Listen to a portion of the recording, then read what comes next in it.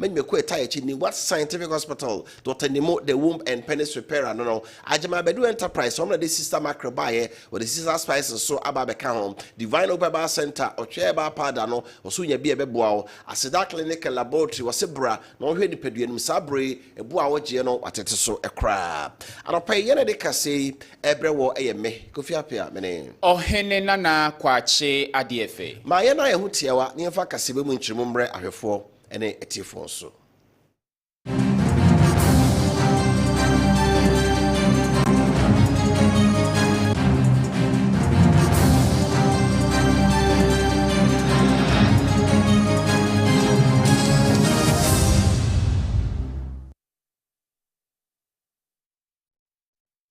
Afe yente kasebo no enchirimu Elgana me yamemura constitution mu say yeto obayi mampani a ɛwɔse oyi na ba mu asoafo bi a ɔno ɔmbetu agina ye frɛ no cabinet ye wɔse asoafo no anye bi ekura no asoafo mako edunkron na mampani na be di akyire ene ɔtwetwerefo aka ho na ɔmo asase nso abɔ Ghana me ho nso ebra na enura ura Felix Kwachifo su ɔsoafo a wɔna hwɛ Ghana me mampani abankɛsie mu kutahodi so wɔde atodwa sɛ enhyiemu a wɔse mampani ne cabinet asoafo a ɔno ntu agina no wodum di atodwa menura ɔmo aye nhyiemu no didi kan wɔse mampani free Germany ne Ethiopia sawe ne ba ya apɛ ene wɔde asoafo no mbeto agina ndi tudwa na nhyiemu ɔmo di kan ye no enura no ene so ɔbɛkyerɛ asoafo no adwuma ne so no ɔmo hu no kwane a sa wo ye asoafo na oba cabinet meeting nhyiemu no ase a ɔbo hu ne ma wo sa wo ediba na ɔmo so tumi ebobo ho na wo se nhyiemu ɔmo di kan ye no enura no ade ba ko ɔmo di kan atwene ho ye Ghana mai ebambɔ ene ndi asoafo hwe ɔmo ebambɔ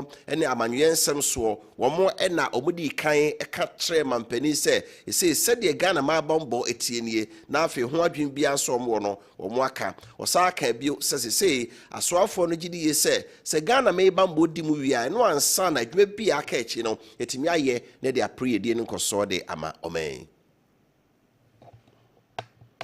Ghana security was strong. Now today's session primarily was to introduce cabinet and ensure that people have a handle on what exactly the expectation is of them in cabinet. The ground rules were set out and important briefings on matters relating to governance took place. There were a number of briefings. The first, of course, as should be expected, was a briefing on security, the state of security in the country. So the Minister for the Interior, the Minister for Defense, and the National Security Coordinator took turns to brief cabinet on the security situation in the country. And the general view emanating from the briefing was that Ghana's security was strong. We are a safe country and people are free to go about. Eno echina Felix Kwachifo so kyerɛ sɛ asoafo me bambɔ so kasa bi ye no eno mampani ma owura guzitano ya on le behwe 24-hour economy hye ya ban hye Ghana football so mo bai on behwe ama dwuma no obia be kɔdɔ hwere nwɔtwe saa miensa na bo ama Ghana fo nya dwuma ye ono so be kyerɛkyerɛ anamuntu a omutu sɛ 24-hour economy hye no ebitimi aye dwuma ma ɔman. The impression. The second briefing was made by the presidential advisor on the 24-hour economy and accelerated export development, Mr. Guzitano. He briefed cabinet on preparations so far towards a full rollout of the 24-hour economy. And one was left with the impression that tremendous work had gone into what is arguably President Mahamet's foremost transformation plan, which aims to convert the Ghanaian economy from its present state into one that never sleeps and works around the clock. The briefing from Mr. Tano and his team shows, I beg your pardon, that we are on course to ensuring a smooth takeoff. And in due course, the 24-hour secretariat will be engaging.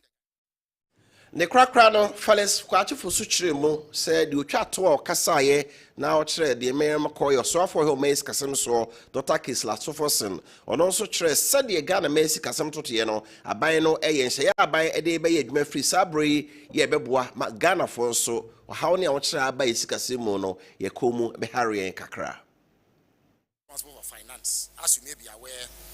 we campaign strongly on Ghana's failing economy. And indeed,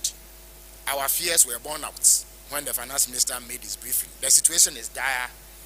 The numbers are even worse than we had known in the period of the elections. But the minister, the president, and others involved in the management of the economy were confident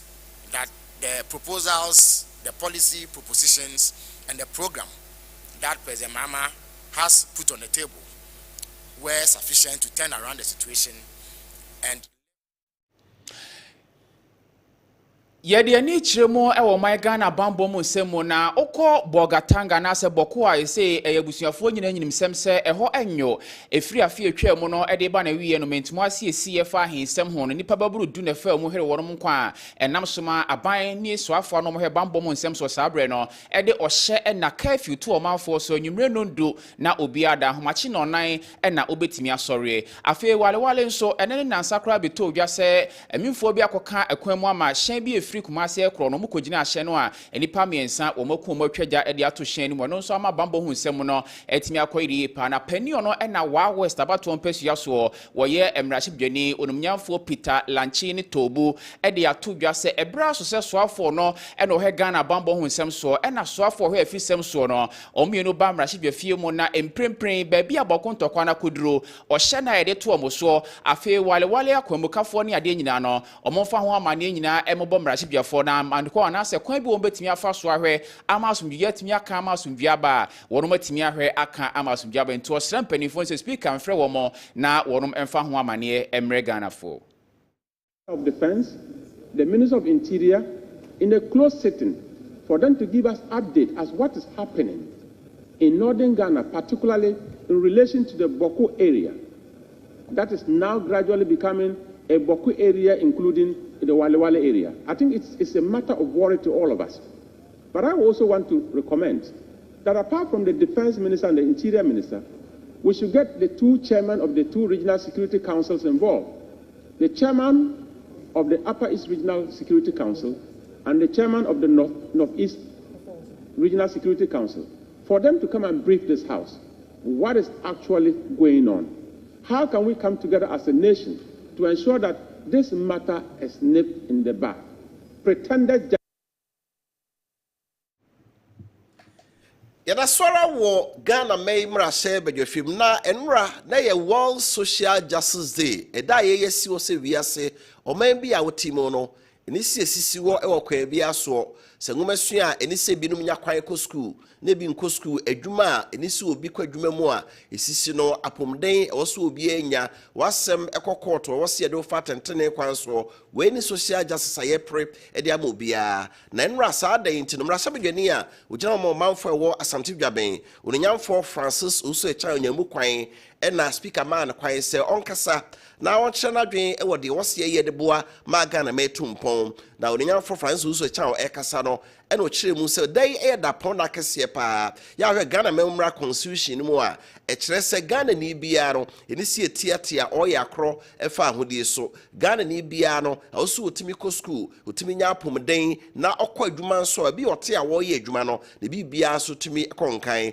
wo kire mu se dai se de hie enti no e na wo mpempa ma memra constitution no omre hye mu na okai mrasha badwa ne Ghana nyina se ebra mampeda da George konkufo bedi ade no wo de tudwa se emebu no Ghana memo no so mbedi ye na wo se eboa ma omunyina anya adwuma eye obia nso betimi enso akonkode akonkan na de ba akon ne ha adwen se no kyerese kofo ekaye ene se wo ba omanmu a wo mo okrokasie mu no omunya school papa ene adam patrem wo mo nkwara nso wo nkrasie no omunya school papa kra mu dan entrensua de we ya de ode si na ni so nti wo kai Ghana man nyina se sa World Social Justice Day yen kai Ghana memra constitution article 24 nen kai se o mai di hie bia no na dwuma na pomden asetam sikasem nyina no e wo sa ba bie kwan ma obia nya mu chefa ya yenye obia ayepemu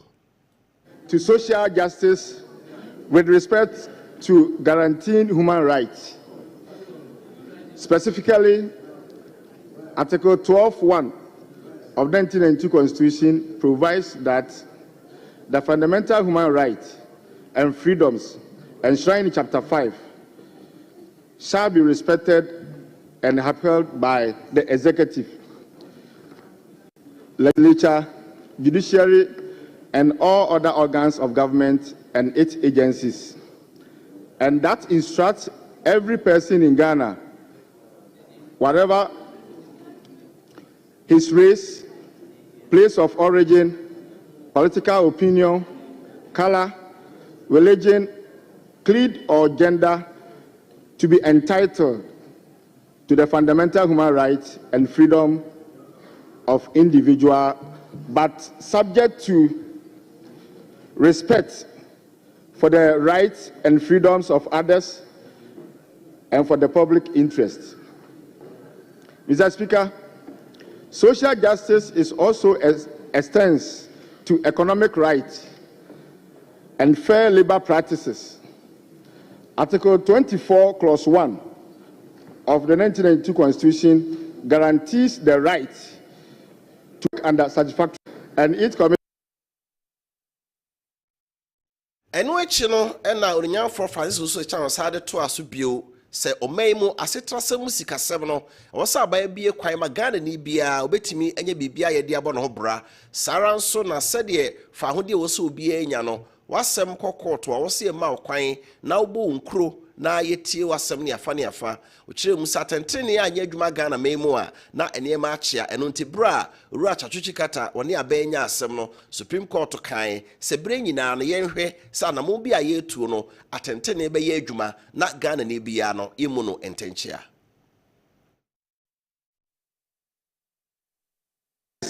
Guarantees the right to a fair trial and due process, ensuring that no one is deprived of justice due to their economic or social status. In the case of Chayuchikata versus the Republic, the Supreme Court reinforced the principle of fairness, fair trial, and due process, reminding us that justice must not only be done, but must be seen to be done. Mr. Speaker, as we observe Social Justice Day, let us recommit ourselves to policies and legislative reforms that uphold these constitutional principles. We must strengthen equality before the law in all state actions, promote inclusive economic growth, and ensure that no Ghanaian is left behind.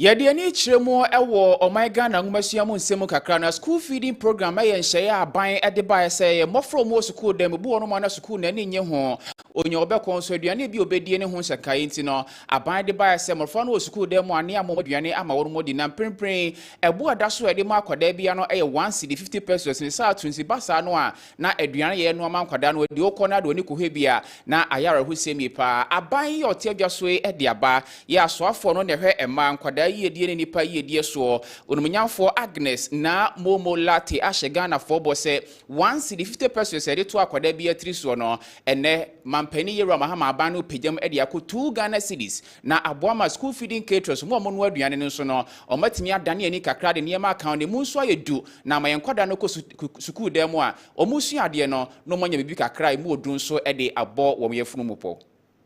2 cities send ye be ya yemfa ya no nka say ye pese ye hu say quality na improve but then ye be hu say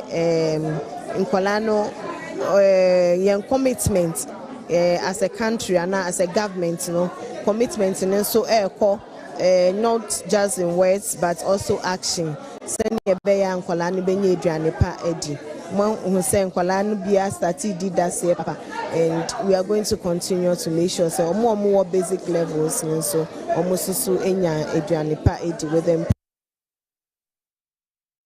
eno achi no nsentwerefo se abuso no munyamfo yi se ade a ema se bi omokọ afikyire omode kwa ha ana omode omo ase sanitary pad no so ne boa ye dene pa ama madodo na omunya sika ntobia na mema ni bia dada omo na cheso akotobia ma no ene no aye de obeye eno so na mo be na Ghana ban tu dia fa ho se de be ya ne bo ba fom na school fo nkwada obi anya bi na ono so ede yakwa ha kwala eyusu in ano obi eyusu in a month na average you know the parts na momo and see at the end of your consultation process no if we need to give 2, 3, 4, 5 parts per term we'll do that and then until we are able to see say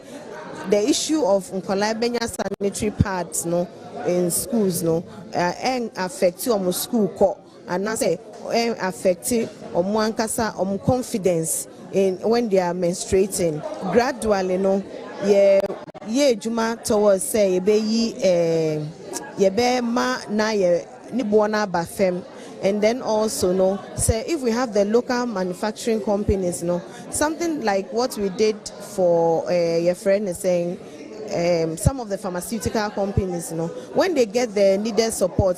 they will produce it at a lower cost.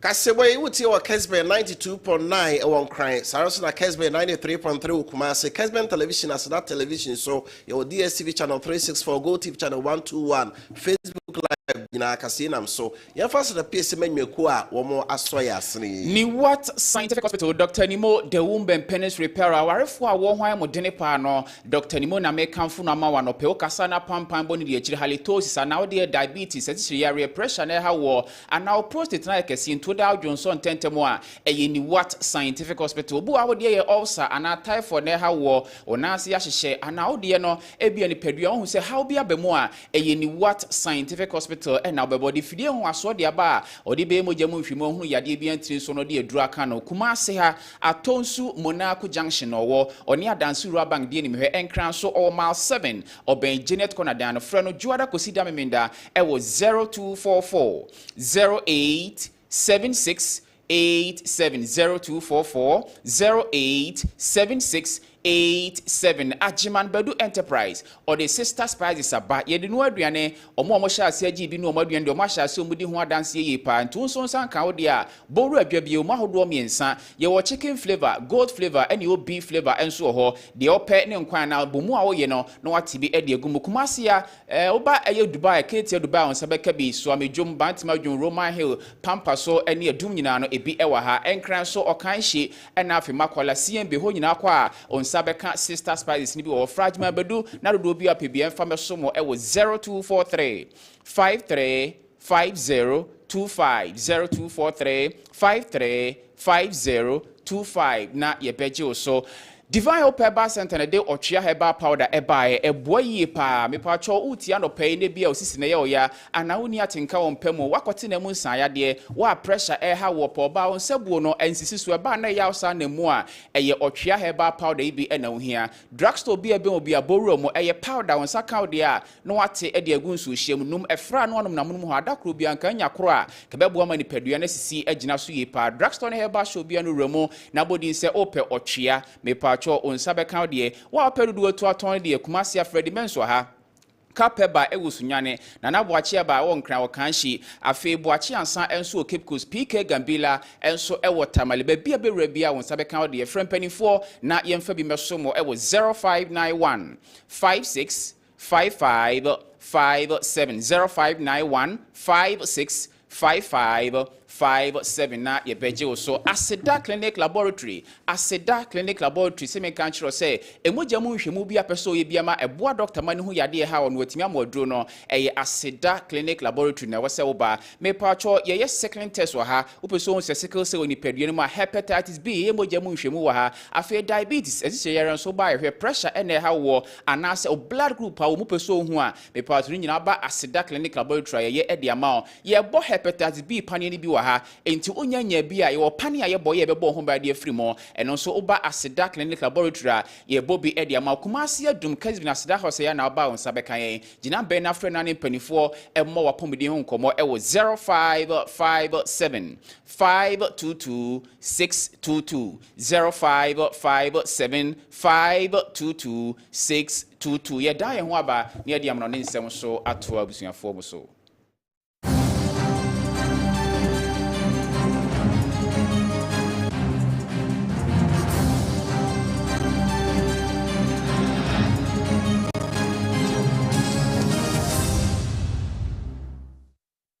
Afe mayentie amawdo so nsem kakra yesa aka no pe yesa ase de free America memo na se abatie famane yesa America mampani Donald Trump ne bu afu Ukraine mampani Volodymyr Zelensky pa se onokra we kan ka bi ninti ena ntokwa e Russia ne Ukraine mantemu e baaye na enra opani okasa e de America mampani e de ato edwa e wo White House Oval Office se yesa asabo mo ka che Ukraine man no e tietietia etokwa e baaye no se nya America eno omode akode ama Ukraine aban no a enka Russia fo atwa for so dada na sebe said the economics for can there is no free lunch anywhere so because so bra me fa anko lunch ya enye sebe ho na ye ne fe obibi ono so obenya free ho ada opa free ho eno so nti akode ne mo a America for de ma Ukraine nyina no Ukraine for nsa meshe krata ase so Ukraine for wo asase mu agapade ne pa bi a daachi bi antokwa nugu a omma kwan ma America for metu anaso mutu a omumfa ma America for na e ka America ma na bo nyina no omuntumi mfante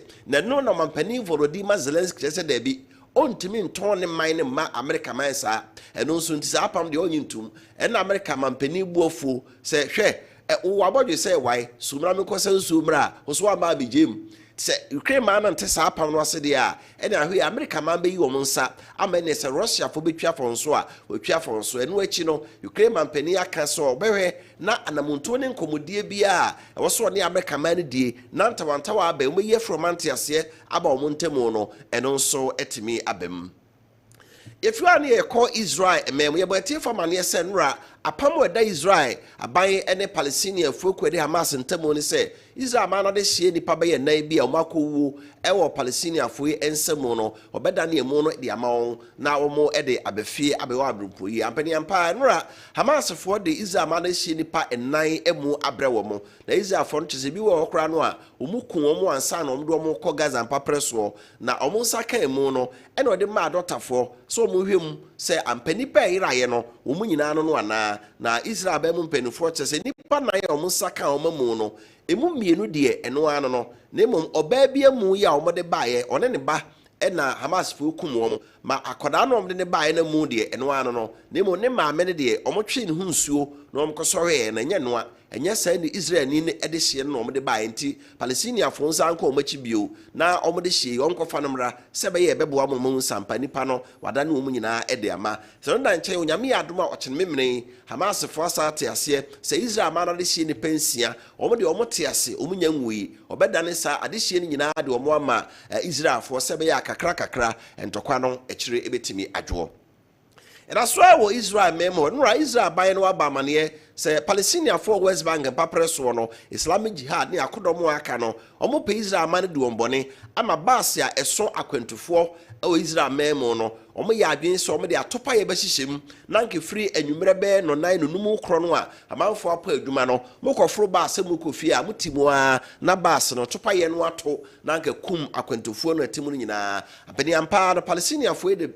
topa ye hihye baase ni bi mu e ma baase mi ensa de topa ye no epai a ehye baase no nemum na akwentufo bi anya enkotrem entempa na no ma no soafo a ohwe akwentu so ye se aban baase so akwentufo bia no omfa ni nyina nso omfa pase nya bia ntrem ekopem so obenya bre no ma hwe baase ni nyina mu sebe ya omu sekire no topa ye bia hyimu a daachi wie betimi adi obi enso ewu.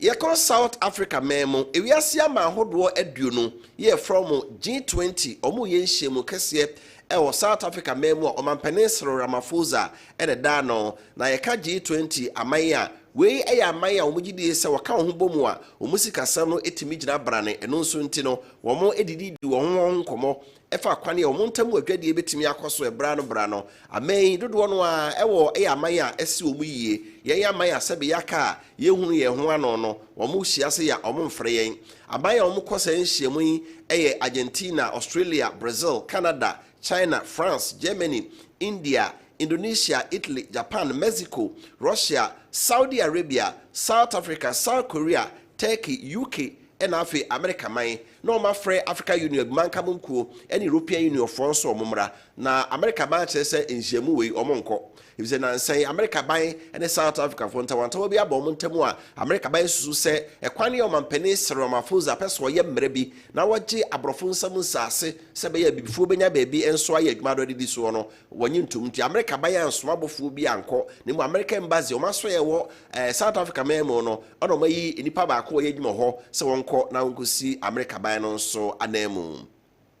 yabo etie for mane afi na ohwe asase se oso penimpa ya oda Roman Catholic so no ano Pope Francis on tiapo ema ode ne koto ya sabia enene na awotwe adotafo ahwe no eche se wonya pneumonia yade ya ne home no esisu yi papa na wonya mfie de wotwe nti se de ne mfie na konkan no o ma bawane so beda ya sabia ho ache kakra kopem so bunso atiapo nura adotafo che se Pope Francis na pomden no se de kakra eniema eyeye na chitaafo ya kwesitia da bia obom mass kyeremo e St Peter's Basilica na no kwesiada wentimi amono omo akwaya sabia koso chenre e bom paye e bom mass se onyankrompon e ma Pope Francis ahoden na won samra ma edwuma ode ahye ne nsa no oda so atase enkwawo ne mu die o meto aso nwie ekopem bra ne beso na nyame ebeto nsa afre no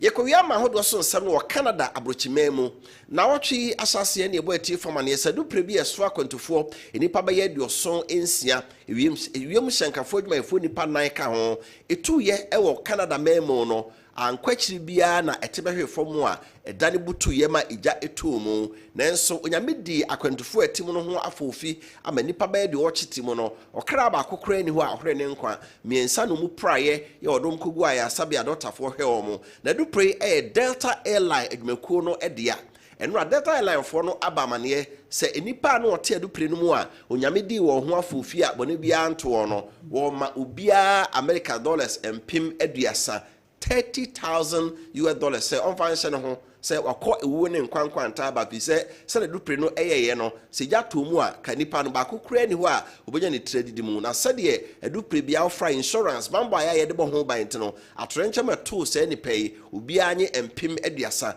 America sika $30,000 en fancy no ho on fa hwe no yade on fa to kosua bi mpata na no se nyankopon edi ne ho afofi to le bia na ohia bi ewo obi mu a wo se bibi ne be yi hia na firi hoko enti $30,000 sabre sabete control room wo se wona nya ya nka obede nyankopon asepa we ye de kasebo no eba awieye ye yamote nka no paye me kofi apia me ne ohene na kwache adefe ansana ye de maache dwumadi no meto aso am fa happy birthday sonko ema